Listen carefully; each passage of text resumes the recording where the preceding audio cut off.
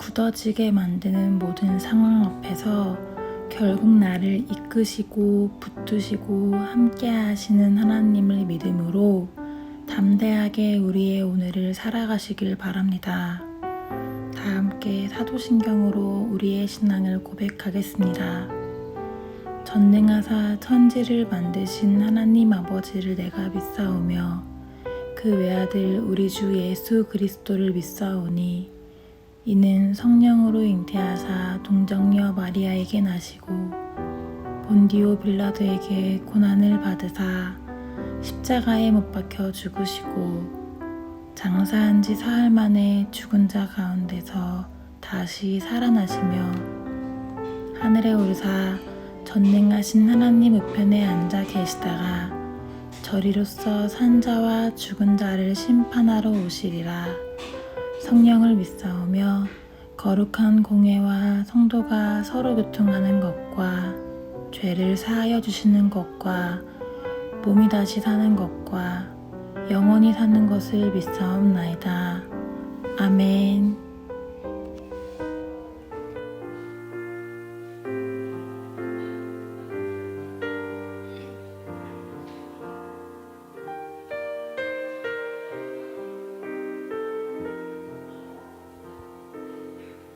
고달픈 삶의 은혜도 무뎌지고 곧 사라질 것에 내 맘 두네. 헛되고 헛된 것들을 바라보며 그 은혜를 놓치며 살았네. 주어진 삶을 묵묵히 살아가며 날 붙드신 주 예수를 보내. 사망 가운데 놓여진 나의 삶을 날 건지신 그 이름 예수. 나의 한숨을 바꾸셨네. 주를 향한 노래로, 소망의 노래로 나의 눈물을 거두신 주 예수 이름 안에 살게 하소서.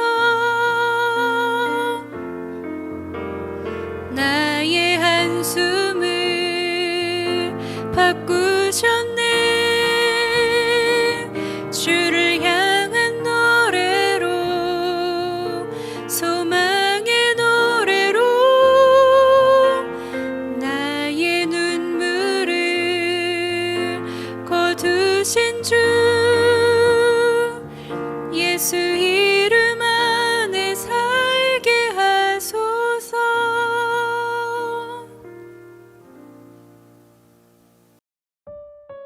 오늘 우리가 함께 나눌 말씀은 시편 19편 1절에서 14절 말씀입니다. 하늘이 하나님의 영광을 선포하고 궁창이 그의 손으로 하신 일을 나타내는도다. 날은 날에게 말하고 밤은 밤에게 지식을 전하니 언어도 없고 말씀도 없으며 들리는 소리도 없으나 그의 소리가 온 땅에 통하고 그의 말씀이 세상 끝까지 이르도다. 하나님이 해를 위하여 하늘의 장막을 베푸셨도다.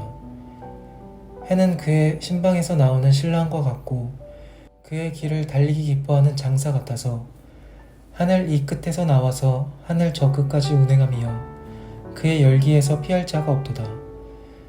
여호와의 율법은 완전하여 영혼을 소성시키며 여호와의 증거는 확실하여 우둔한 자를 지혜롭게 하며 여호와의 교훈은 정직하여 마음을 기쁘게 하고 여호와의 계명은 순결하여 눈을 밝게 하시도다. 여호와를 경외하는 도는 정결하여 영원까지 이르고 여호와의 법도 진실하여 다 의로우니 금 곧 많은 순금보다 더 사모할 것이며 꿀과 성액꿀보다 더 달도다. 또 주의 종이 이것으로 경고를 받고 이것을 지킴으로 상이 크니이다.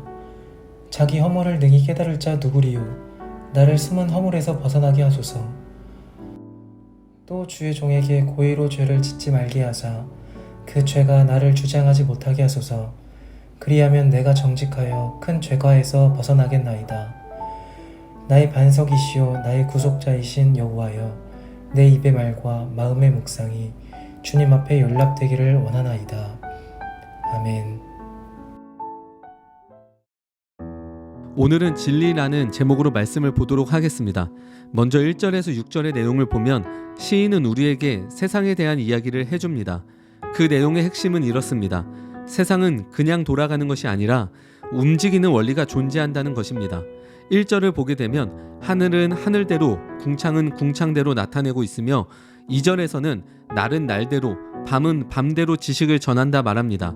즉 하루가 지나 또 다른 하루가 오는 것은 아무 이유 없이 가능한 것이 아니라 분명한 원리가 있기에 가능한 것입니다. 3절에서는 이 모든 자연 만물은 언어도 없고 말씀도 없고 들리는 소리도 없다고 말하나 실제로는 우리를 향해 계속 소리를 내고 있다는 것이 시인의 고백입니다. 시인은 회중들에게 이 시편을 매일 따라 부르도록 인도합니다. 그 이유는 세상에 대해 어떻게 보느냐가 우리 인생에 매우 중요한 일이기 때문입니다. 세상이 돌아가는 것을 경제로 생각하게 된다면 경제가 최고의 가치가 되겠고, 힘의 논리로 생각하게 된다면 더 큰 권력과 힘이 최고의 가치가 됩니다. 이는 우리의 인생의 방향이 되고 방식을 결정하게 됩니다. 시인은 사람들로 하여금 세상을 보는 눈이 열리기를 원하고 있습니다. 그 내용이 무엇입니까? 세상은 진리로 시작되었으며 그 진리로 인해 움직인다는 것입니다. 그 진리를 볼 수 있을 때 진리로 살아갈 수 있기 때문에 시인은 이 시를 통해 사람들을 매일 인도하고 있습니다. 이제 7절부터 13절을 보겠습니다. 시인은 세상만 진리로 움직이는 것이 아니라 우리의 영혼도 진리로 인해 움직이며 살아가는 존재라고 말합니다. 7절을 보게 되면 여호와의 말씀이 우리의 영혼을 소생시킨다고 말합니다. 그 의미는 우둔한 자를 지혜롭게 하는 것을 말합니다. 우둔한 것이 무엇입니까? 맞지 않는 것을 맞다고 생각하며 살아가는 것이 우둔한 것입니다. 우리의 영혼은 하나님 말씀 없이는 우둔할 수밖에 없습니다. 어둠 속에 있는 것이 우리의 존재입니다. 그렇기에 그 속에서 아무리 맞다고 말하더라도 우리는 결국 어둠에 있을 뿐입니다. 어둠에 있는 우리가 지혜 있는 자로 살아가기 위해서는 반드시 빛이 필요합니다. 그 빛을 통해 어둠 속에서 온전히 걸어갈 수 있는 것이 우리의 존재입니다.